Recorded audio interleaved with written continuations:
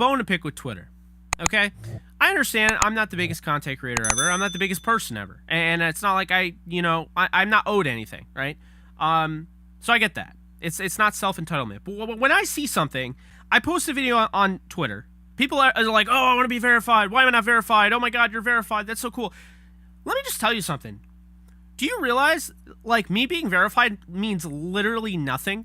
It means absolutely nothing. It is nothing. Being verified on Twitter does not get you anything. Maybe I'm in more articles. Maybe I'm easier to find. But I have not benefited that much from being verified. And the reason I bring this up is because I had this realization. In less than a day, less than 24 hours, I had a video on TikTok have 138,000 views where I didn't have to do a stupid dance. I could stick to myself, and I basically just made the content off of what I'm doing on YouTube. And I stuck to sports. When I realized, and I had that realization, I'm like, in less than 24 hours, I got that many views. And then I posted on Twitter with my verified account. Ooh, I got the blue check mark. And I had 400 views on that same video. Maybe, just maybe, the reason I'm not bigger on YouTube, the reason I'm not bigger on all these platforms is because I focused all my energy on trying to grow on Twitter. When at the end of the day, Twitter is just for interaction. Twitter is not that big of a deal. No one clicks links on Twitter. I post links on Twitter. No one clicks links on Twitter. I have about 12.2 or I don't know. What is it? 13.2K followers on Twitter. Yeah, how many of those people have successfully followed me on TikTok? I have 186 followers. How many of those people have consistently followed me on, have subscribed to me on YouTube? Maybe a lot of them, but maybe not. This is my point. Okay, I've been putting all this effort into growing on Twitter. But in reality, it's pointless. And I realized it. TikTok opened up my eyes to the fact that if I'm trying to grow, if I'm trying to make this my full-time job, which it basically is, but if I'm trying to really grow to the point where money, I'm comfortable.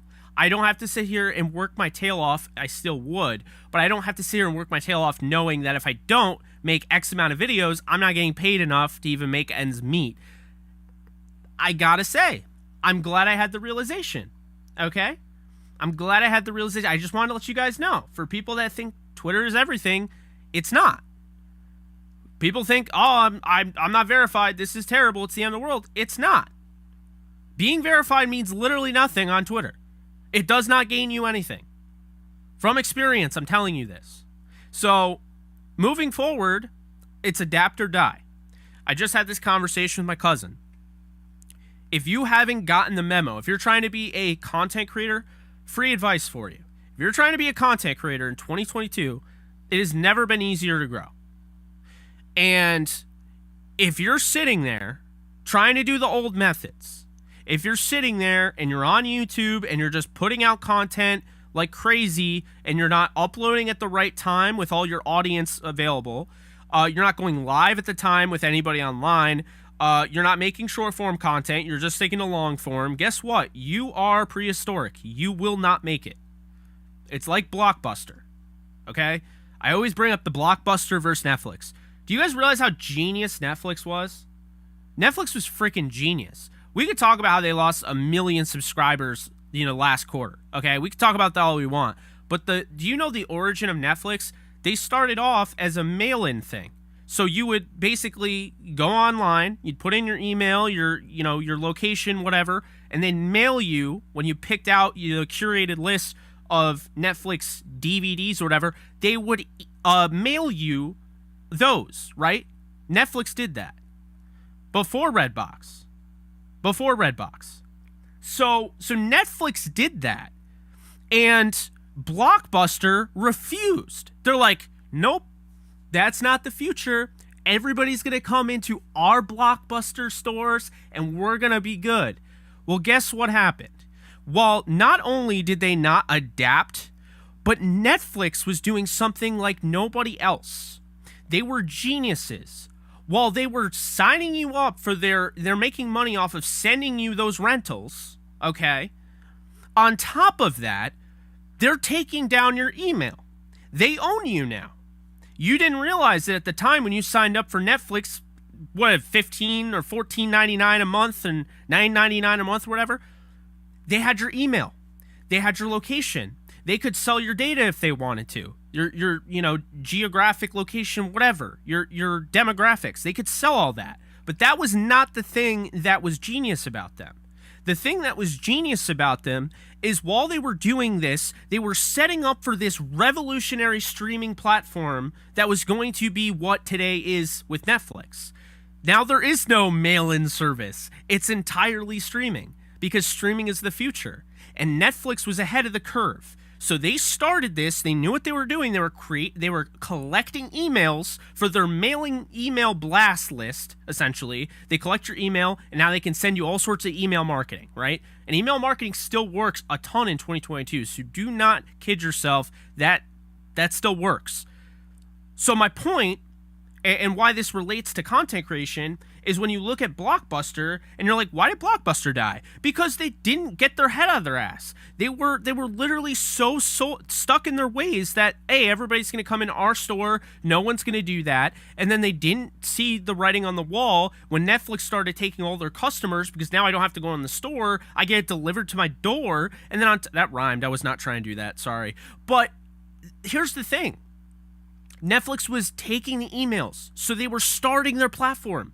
So by the time Netflix basically releases their streaming service that they've been building with all of your emails for years, Blockbuster finally releases their mailing service. So they adapted, but way too late. That's why they died.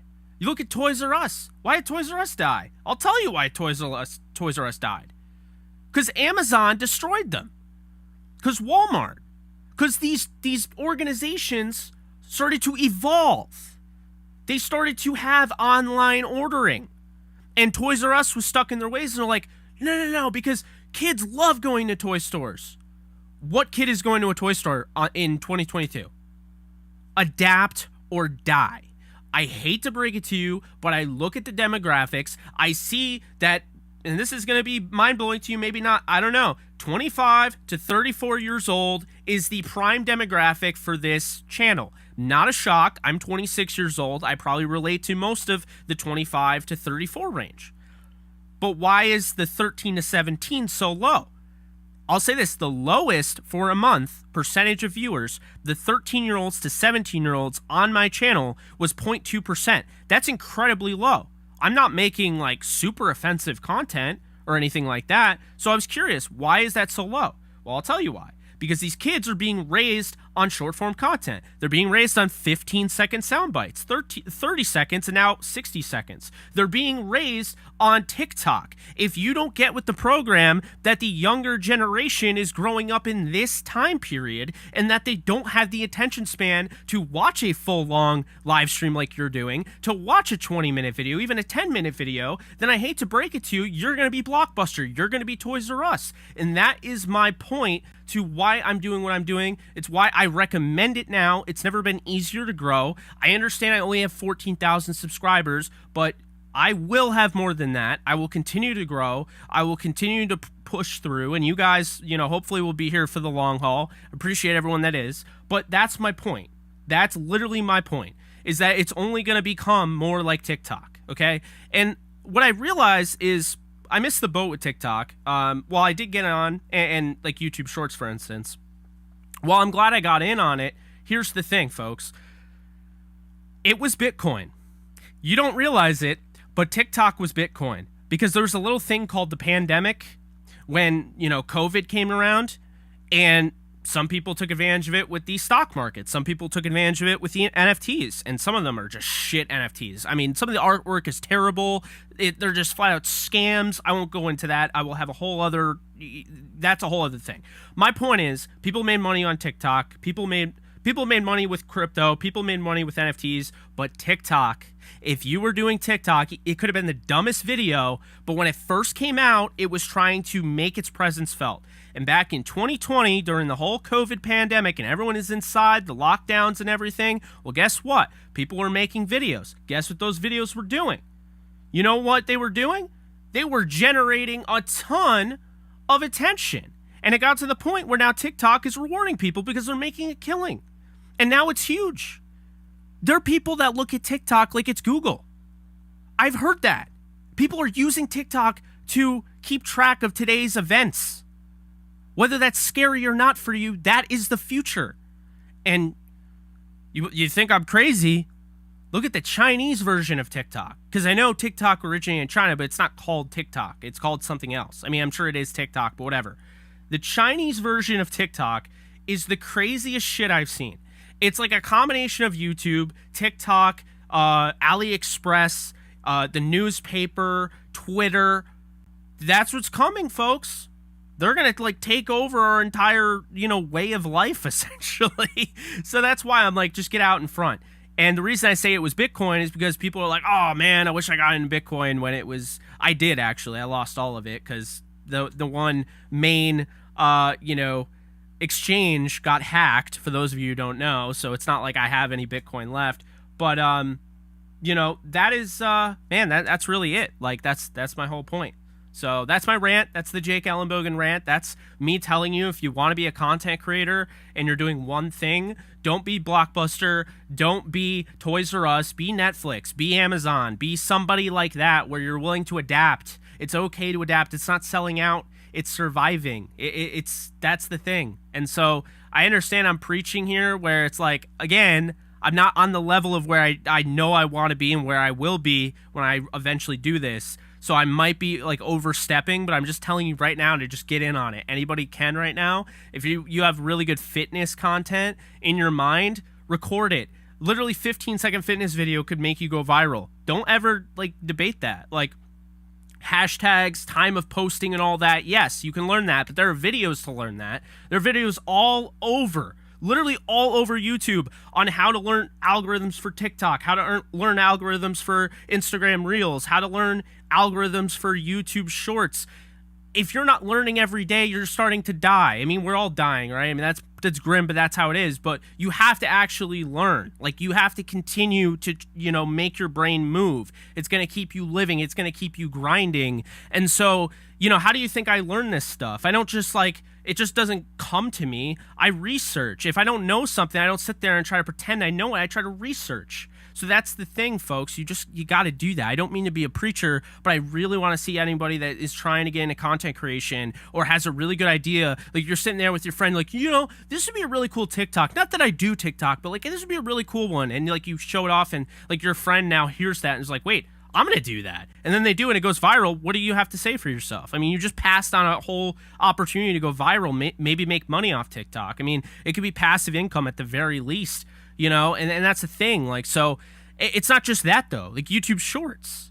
Like if you want to know a hack, want to know a hack? If you want to start a YouTube channel, you know what you should be doing right now? You should make a YouTube channel entirely about YouTube Shorts. They are pushing all sorts of trash content out there because they are trying to compete with TikTok. If you didn't know that, now you do. So literally they are pushing everything out there with YouTube Shorts.